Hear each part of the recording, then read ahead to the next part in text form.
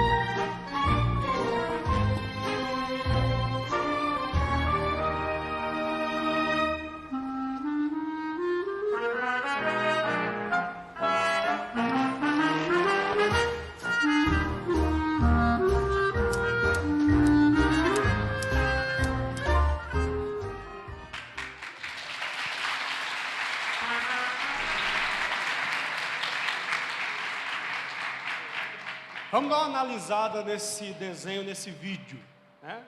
Você viu que no início da primeira parte, ele é uma pessoa que não se importa com ninguém. Não ajuda a abrir uma porta de elevador, não ajuda a menininha lá com o balão dela. O carrinho do supermercado passa por ele, ele desvia, deixa passar. Agora, interessante, o tempo todo ele está com a mão no bolso, né? Mão no bolso, ali no caso, simboliza mão que não ajuda ninguém, mão que não serve ninguém, mão que não estende para ninguém. Mas aí ele tem aquele encontro com aquela velhinha, né? Sabe, na vida são os encontros que nós temos que nos mudam, que nos transformam. Ele teve aquele encontro com aquela velhinha, passou aquele susto que achou que ia ser atropelado, e quando acabou de atravessar a rua, um gesto singelo dela, foi como um clique na cabeça dele. Ela só pegou assim a bochecha dele, né? Aí na cena seguinte ele está na casa dele no sofá, e ele faz uma coisa interessante, ele está no sofá, ele olha para a mão dele e faz assim, ó, como quem estava descobrindo que ele poderia, né, usar as suas mãos para ajudar as pessoas. A alegria e o bem-estar que ele sentiu em ajudar, mesmo que sem querer, aquela velhinha, despertou ele. E aí no dia seguinte ele segura a porta do elevador, ele vai lá, para naquela barraquinha lá de voluntários, e se coloca lá voluntário para poder ajudar as pessoas. Enfim, ele começa a servir. Ele começa a servir. E aí ele chega naquela mesma esquina onde ele foi despertado e vê um camarada igualzinho ele era. mão no bolso, e o que ele sente? Eu preciso despertar ele também, porque servo de verdade, voluntário de verdade, é aquele que não só serve, mas ele quer despertar isso nas pessoas. Ele quer despertar isso nas pessoas. Eu quero falar aqui nessa tarde sobre voluntariado. Voluntariado é uma palavra que a gente usa para que todo mundo entenda. Mas a palavra bíblica seria servo. Servo. Tem um texto bíblico que eu, analisando ele, acho muito interessante. Jesus diz assim: não vos chamo mais servos, mas vos chamo de amigos. Mas na sequência do texto, ele vai dizer assim: e vós sereis meus amigos, se fizerdes o que vos mando. Que amizade esquisita é essa? E a pessoa chegar para você e falar: ó, pastor Pablo aqui, ó, você vai ser meu amigo, só se você fizer o que eu mandar. Você topa ser amigo de uma pessoa dessa? Alguém que chega e condiciona a amizade a você fazer tudo o que ela quer? Sabe o que Jesus está dizendo? Olha a expressão: não vos chamo de servos, mas vocês continuam sendo servos. Vocês são meus amigos, se fizerem o que eu mando. Ou seja, vocês são meus amigos, se vocês forem servos. Então servir está na natureza de Deus e na natureza com a qual Deus nos criou.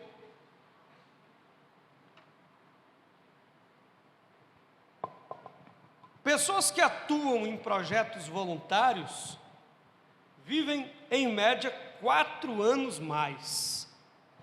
É isso que mostra um estudo da Universidade de Michigan. O motivo é simples: ajudar alguém por amor, sem esperar por recompensa, traz inúmeros benefícios, e um deles é a melhoria na qualidade de vida. Estudo da Universidade de Michigan, nos Estados Unidos. Olha só, é que a satisfação de ajudar outra pessoa alivia o estresse e eleva a sensação de bem-estar. Ou seja, servir faz bem para a saúde. Quando você serve, você está cuidando da sua saúde. Mas não para por aí. Dedicar um tempo da sua vida a outras pessoas promove inúmeros benefícios, não apenas pessoais, mas também profissionais. Quem não quer um funcionário que sabe servir? Quem não quer um colaborador que sabe servir? Porque o servir não é só na igreja, não. O servir é uma maneira de viver. Onde você está, você serve. Estava falando muito sobre esse assunto do serviço. E aí um dia eu estava no Conselho Nacional da igreja. E a gente estava numa rodinha, vários pastores conversando.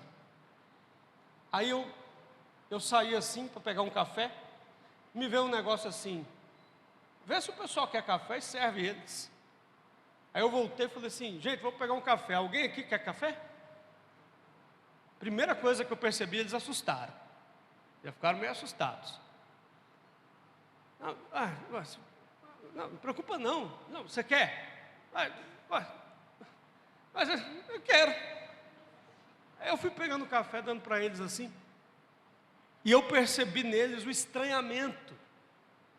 Ao mesmo tempo, aquele cafezinho na mão de cada um, o pessoal já estava rindo mais, o pessoal já estava mais à vontade. Porque esse é o efeito do servir, irmãos. Agora eu quero colocar a base bíblica do serviço, do voluntariado. O primeiro texto está em Atos 13, 36, quem quiser anotar.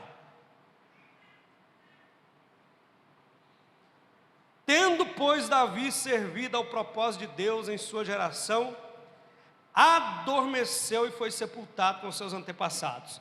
Tendo Davi servido ao propósito de Deus em sua geração.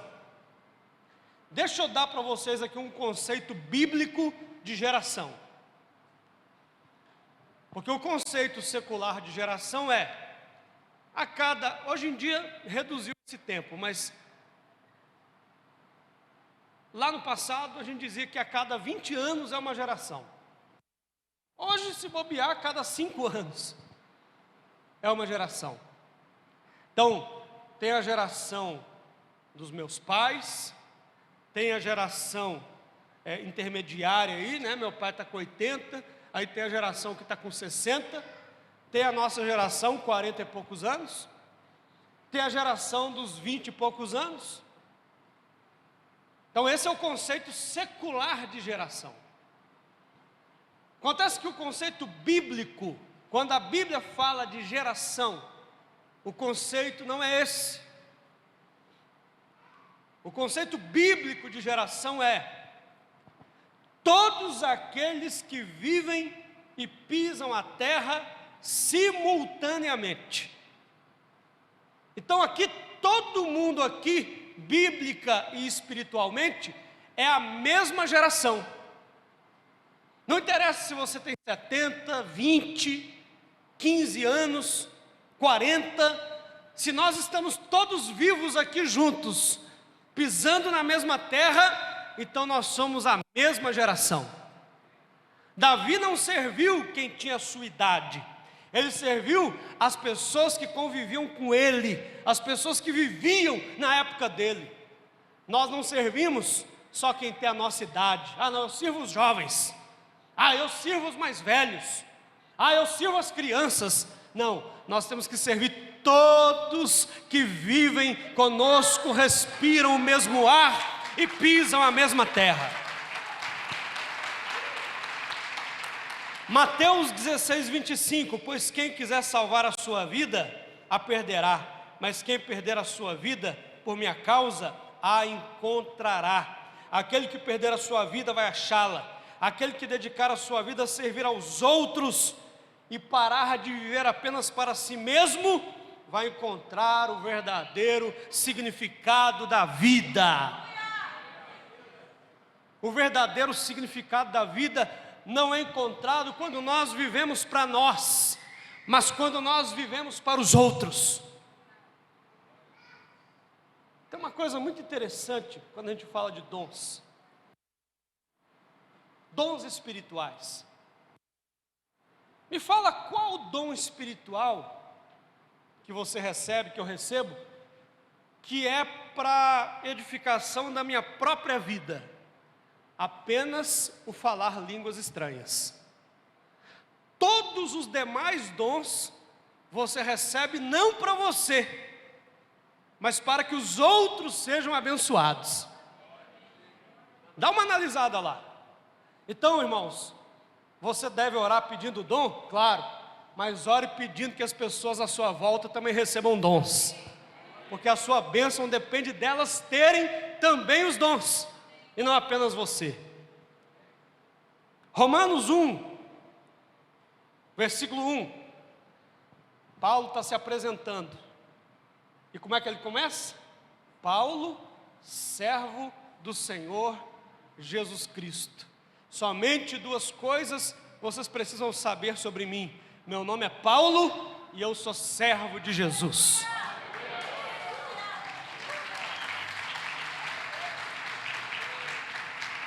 Só depois de se apresentar como servo é que ele vai falar que ele é apóstolo e tal. Mas o primeiro título, o mais importante título de Paulo, servo do Senhor Jesus. Vamos fazer uma prática aqui. Você vai se apresentar para quem está do seu lado.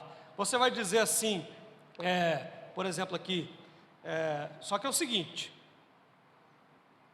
Você vai dizer assim, meu nome é Leandro, claro que você vai falar o seu, né? Meu nome é Leandro e eu sou servo. Mas olha só, eu sei que tem pastores aqui, não é para ninguém falar assim, meu nome é pastor reverendo fulano e eu sou servo. Não coloque esse título antes do servo, não. Servo é o mais o mais alto título que alguém pode ter. Servo, servo. Então fala para quem está do seu lado aí, se apresenta. Meu nome é fulano, eu sou servo.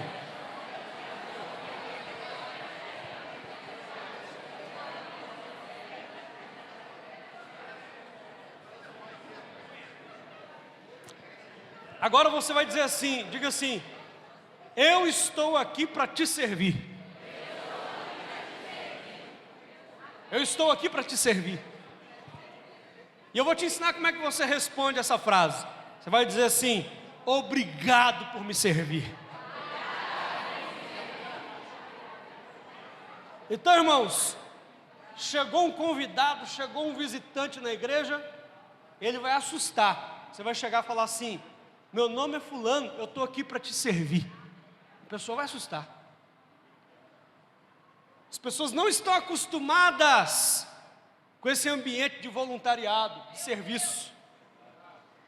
Causa estranhamento, mas é um estranhamento bom. O verdadeiro poder da igreja é o poder de todos, tanto de homens como de mulheres, tanto de jovens, faltou colocar criança aqui, como de adultos, de oferecerem seus dons e colocar em prática o plano redentor de Deus. O verdadeiro poder da igreja é o poder de todos. Ninguém vive. Olha, tem pessoas enganadas na igreja. Elas acham que a vida cristã se resume em assistir um culto. Elas chegam no meio do louvor, se assentam num canto isolado, e quando o pastor, você sabe que tem crente que acha que a bênção apostólica é aquele tiro para sair correndo, né? O pastor está dando a bênção apostólica e ele já está lá assim, alongando. Amor de Deus, a graça de Jesus, a comunhão do Espírito, amém! Não conversa com ninguém, não cumprimenta ninguém. Irmãos, não existe vida cristã no isolamento. Vida cristã é relacionamento. Por isso que o poder da igreja é o poder de todos. Se envolva, se você não é envolvido. Eu acho que se você está aqui nessa tarde, você já é envolvido. Mas se não for, se envolva. Relacione-se com as pessoas. João 13, versículo 3. Jesus sabia que o Pai havia colocado todas as coisas debaixo do seu poder, e que viera de Deus e estava voltando para Deus. Assim levantou-se da mesa, tirou sua capa, colocou uma toalha em volta da cintura. Depois disso, derramou água numa bacia e começou a lavar os pés dos seus discípulos, enxugando-os com a toalha que estava em sua cintura. O poder da toalha e da bacia. Gente, olha o que Jesus fez. Você sabia que lavar os pés era o serviço do servo mais inferior de uma casa? Aquele servo mais inferior era ele que lavava os pés. A Palestina, muita poeira na época, né? Então eles andavam de sandálias e a poeira ia subindo e ia sujando os pés. Então quando eles chegavam em casa, olha só que interessante, aqui a gente lava a mão para comer, lá eles lavavam os pés para poder comer.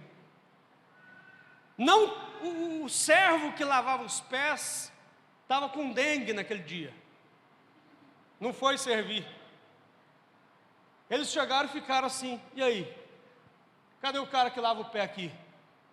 De repente, Jesus vai lá, pega a toalha, pega a bacia.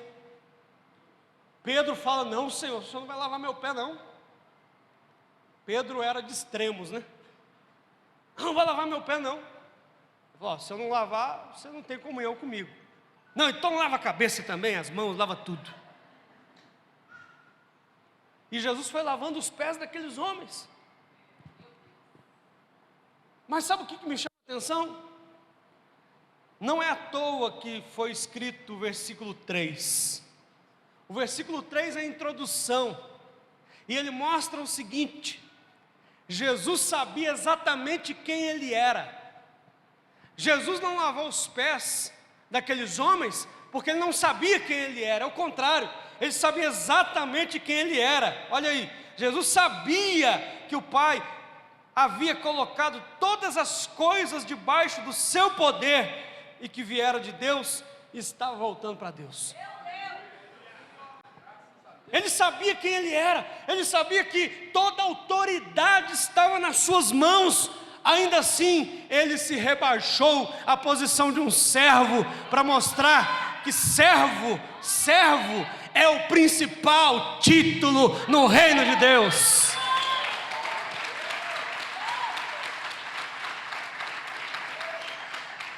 Agora vamos ver aqui Filipenses 2. Nada façam por ambição egoísta ou por vaidade. Esse texto é tão rico que nem precisa pregar, é só ler. Olha aí. Mas humildemente considerem os outros superiores a si mesmos. Cada um cuide não somente dos seus interesses, mas também dos interesses dos outros. Seja a atitude de vocês a mesma de Cristo Jesus, que embora sendo Deus, não considerou que o ser igual a Deus era algo a que devia apegar-se, mas esvaziou-se a si mesmo, vindo a ser servo, tornando-se semelhante aos homens. Qual é o maior cargo do mundo? Aliás, do universo.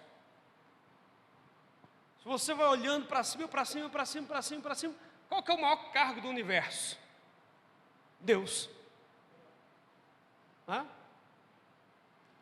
A Bíblia está dizendo que Jesus tinha o cargo mais alto do universo, mas que ele não se apegou. Eu era pastor no bairro industrial, e lá nós tínhamos uma irmã que era diretora do diaconato, há muitos anos. E aí eu recebi direcionamento de Deus, de dar oportunidade para outra pessoa. Essa irmã era dedicada, chegava cedo, nossa, era um exemplo. Quando eu chamei ela e disse: olha, irmã, quero agradecer a senhora pelo período que a senhora esteve à frente do diaconato, mas eu estou com uma direção de Deus de dar oportunidade para outra pessoa nesse próximo ano. Irmãos, a irmã que era uma bênção virou Satanás. Ela virou Satanás, saiu da igreja. Saiu da igreja, por quê? Porque ela estava, pastor Lucas, apegada ao cargo. Tem gente que é assim, eu enxugar o chão aqui, eu sou o vice-presidente da igreja. Eu não sei quem que é o vice-presidente aqui não, hein? Eu sou o vice-presidente da igreja. Eu carregar a cadeira? Eu sou o presidente de homens. Eu sou o líder do louvor. Quanto maior o seu cargo, mais servo você tem que ser. Quanto maior o seu cargo. E vocês aqui têm um exemplo, não vou nem falar da pastora Lili não, vou falar só do pastor Stefano. Vocês têm um exemplo aqui, poderia falar dos dois, eu quero falar dele aqui. Que eu sei que ele é assim. Se chegar aqui e precisar limpar a cadeira, ele limpa. Se precisar enxugar o chão, ele enxuga. Se precisar carregar alguma coisa, ele carrega. Porque pastor não é para ficar dando ordem, não. Claro, o pastor tem que direcionar, mas o pastor tem que ser um exemplo. Durante um período lá na igreja, a pastora Gabi sabe disso, eu estava ensinando o servir para o povo. Eu punha o colete assim como a pastora Lili estava hoje ali, e ficava no estacionamento recebendo o pessoal. Para quê? Para mostrar, esse serviço é importante. Se o pastor está fazendo, é porque é importante. Jesus tinha o cargo mais alto do universo e não se apegou a ele. Tem gente que tem um carguinho e fica lá, todo vaidoso, né? Não, gente, nada disso. Servir está na natureza do cristão, porque isso faz parte da natureza de Deus. Por outro lado, quem só quer ser servido, age como o diabo, que por toda a Bíblia busca apenas e obstinadamente ser servido. Tudo eu te darei, se prostrado me adorares. O diabo é que só quer ser servido. Jesus não, ele é o exemplo de servo. A natureza do servir de Jesus baseia-se no amor. Eu comecei dizendo, servir faz bem.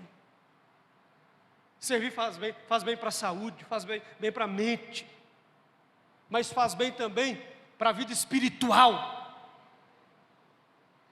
Tem uma história que aconteceu nos Estados Unidos. Um rapaz participou de um evento como esse aqui. Ouviu mais ou menos o que vocês estão ouvindo aqui. Aí ele saiu dali pensando, eu vou experimentar esse negócio. E ele estava no drive-thru do Starbucks. Quando ele chegou no caixa, ele falou assim com o caixa, você pode perguntar o que o pessoal do carro de trás quer? Porque eu vou pagar o deles. Ele não sabia quem era que estava no carro de trás. Aí o rapaz ajudou, foi lá, aí ele pagou o lanche dele e pagou o do pessoal do carro de trás. Falou assim, quando eles pararem aqui para pagar, você vai dizer que o rapaz que estava à frente já pagou e que eles são muito especiais. Ele nem ficou lá para ver a reação, foi embora. Mas ele relata o seguinte, que ele saiu daquela experiência sentindo tão bem, que ele pensou, tem que fazer isso mais. A ciência vai explicar. E aí você vê que a nossa natureza, Deus nos projetou para servir. Toda vez que alguém ajuda voluntariamente uma pessoa, ou mesmo serve na igreja, nós liberamos, o nosso corpo libera uma substância chamada ocitocina, que é responsável pelo bem-estar. Então, o que eles descobriram? Que quem serve, quem está praticando o voluntariado, libera ocitocina. Mas aí eles foram além e descobriram que não só quem serve libera ocitocina, mas quem é servido também. É por isso que lá no conselho, no dia que eu servi o café, o clima mudou, porque eu liberei ocitocina, mas eles também liberaram.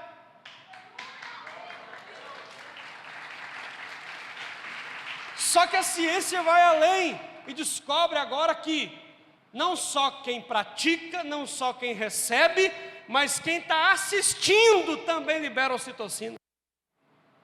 Então naquele dia, o rapaz que pagou o lanche, o pessoal do carro de trás e até o caixa que ajudou ele a fazer, todo mundo saiu dali ocitocinado. Fala para quem está do seu lado aí, você vai sair daqui ocitocinado. Amém?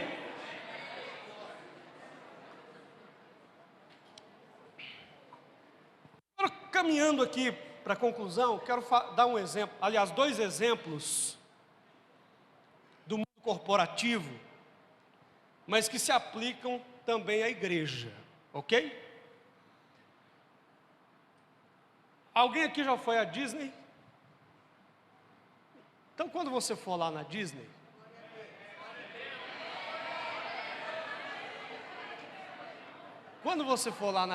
você vai ver o que eu vou falar aqui. Eu já fui lá. A Disney tem alguns padrões. E a Disney é muito interessante. Antes de colocar, não coloca a próxima tela não, porque ela já entrega tudo que eu vou falar. A gente coloca só depois que eu falar, tá bom? Como é na Disney? Primeira coisa na Disney. Tudo na Disney é caro. O ingresso para entrar é caro.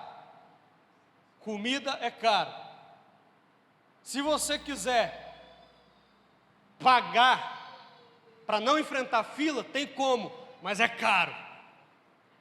Ah, vou comprar um presentinho para o pessoal lá em casa. Quando você vai na loja, você desanima, porque é tudo caro. Então na Disney, primeira coisa, tudo lá é caro. Segunda coisa,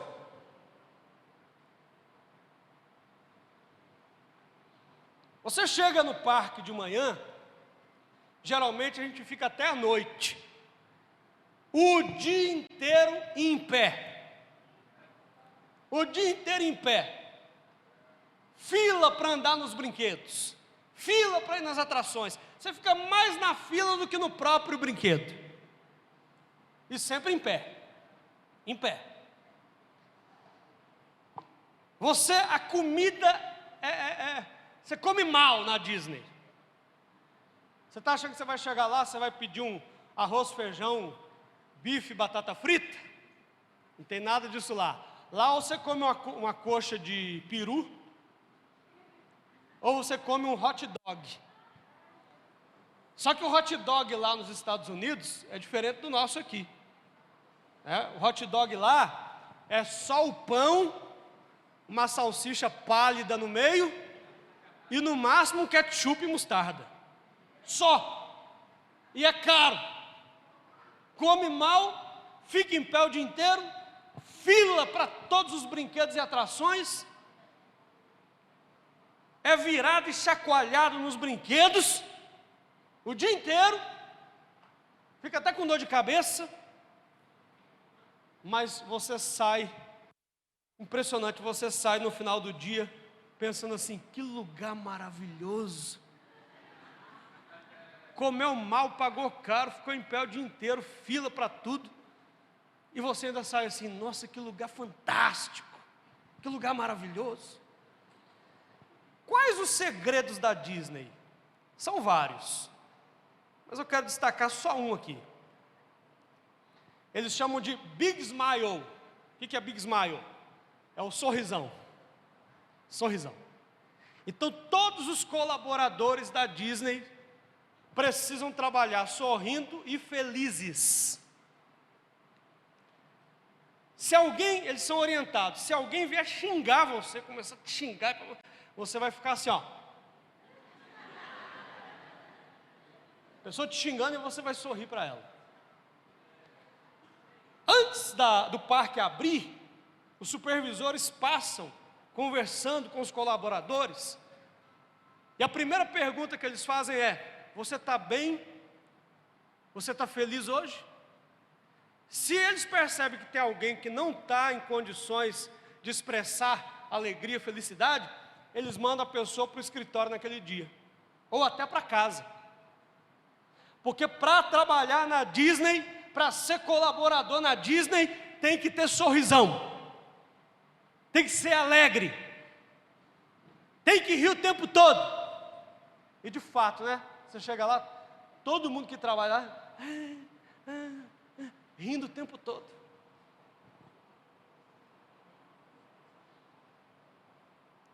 Faz uma experiência. Põe um sorrisão na cara. Em vez dessa cara fechada, feia, que eu tenho. Não é você acha? Põe um sorrisão na cara. Você serve aqui na igreja? Já serve aqui? Amanhã tem culto. Sirva sorrindo. Um sorriso muda tudo, irmãos. Muda tudo. Você chegar e sorrir para a pessoa, muda tudo. Sorrisão. Um dos segredos da Disney, o sorrisão. Agora eu quero dar um outro exemplo aqui. E aí esse exemplo vocês podem colocar a tela aqui para o pessoal ir lendo junto. Sam Walton, fundador da maior rede de varejo do mundo, Walmart, disse certa vez: eu sou o homem que vai a um restaurante, senta-se à mesa pacientemente, enquanto o garçom faz tudo, menos anotar o meu pedido. Eu sou o homem que vai a uma loja e espera calado, enquanto os vendedores terminam suas conversas particulares. Eu sou o homem que explica sua desesperada urgência por uma peça, mas não reclama quando a recebe somente após 3 semanas de espera.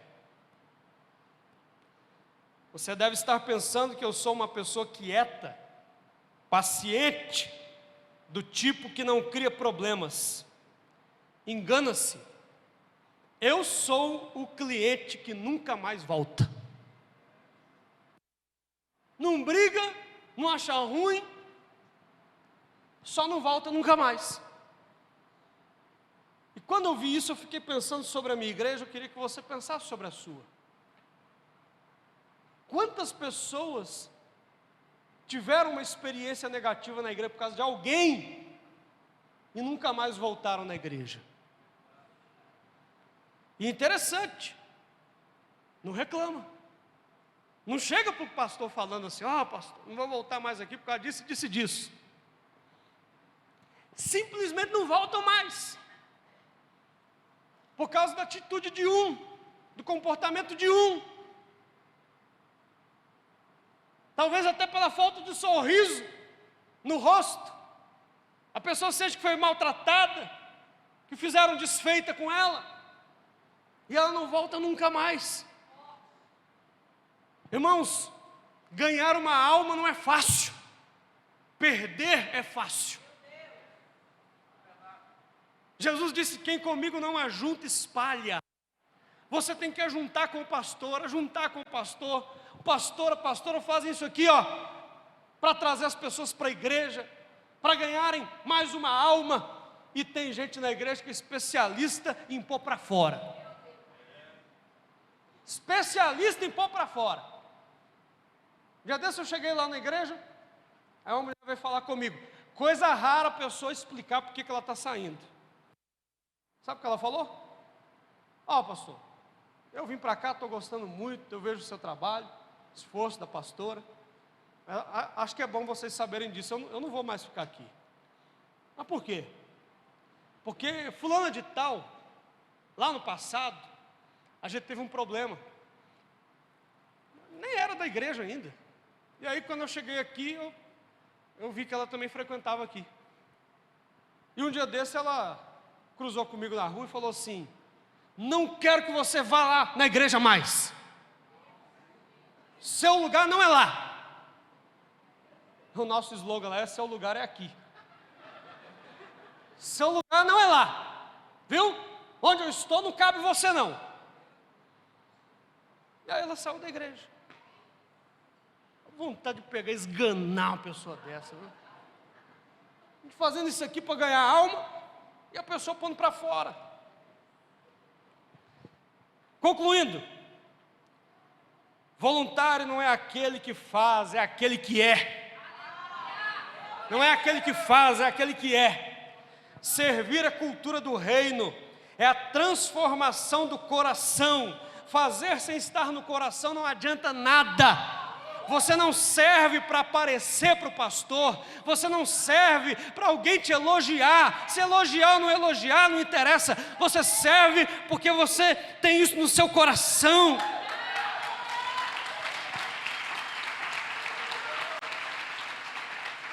Voluntariado não é um serviço gratuito, mas um serviço que não pode ser pago.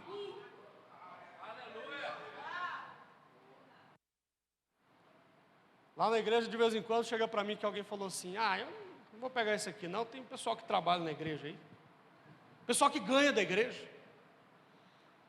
Irmãos, o trabalho do voluntário é algo tão grande e maravilhoso que você não paga ninguém para ser voluntário. Não dá para pagar. No céu eu só tenho um título, né? A Bíblia diz que quando você chegar no céu,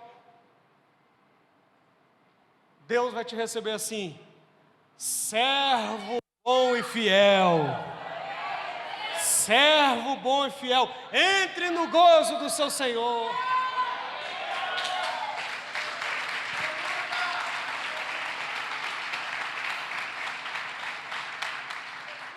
Quando a gente faz o mais fácil, que é servir, Jesus faz o mais difícil, que é tocar o coração das pessoas.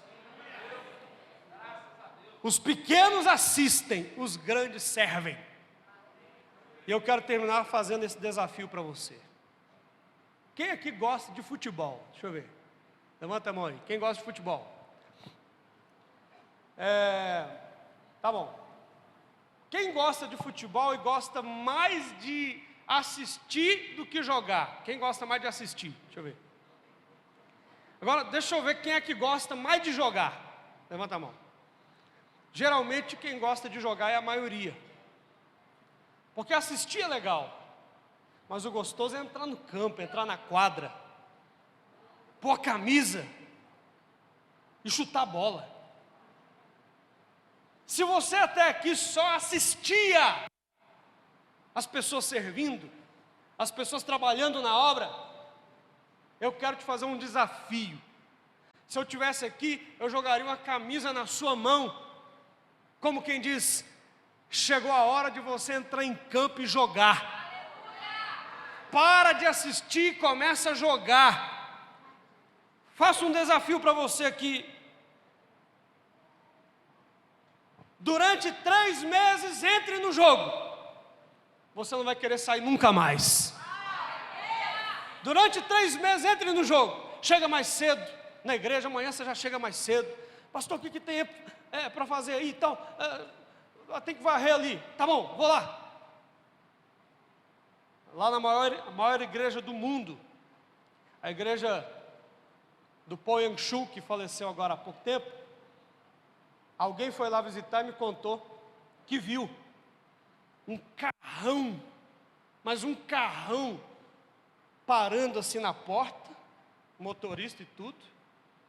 Aí a pessoa desceu, a pessoa estava sentada atrás, disse que é um homem muito rico lá, e aí ele desceu, foi lá, pôs um colete, passou a mão no rodo e começou a enxugar a recepção da igreja.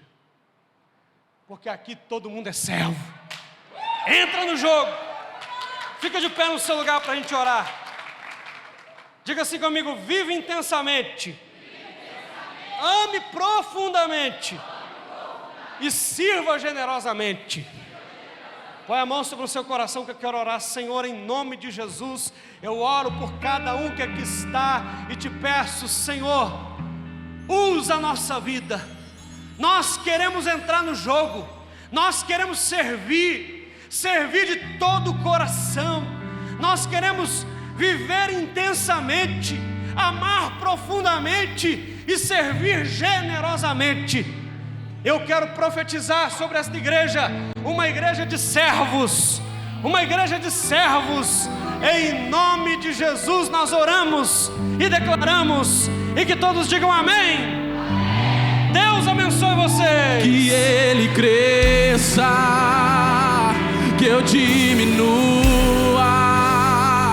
que Ele apareça,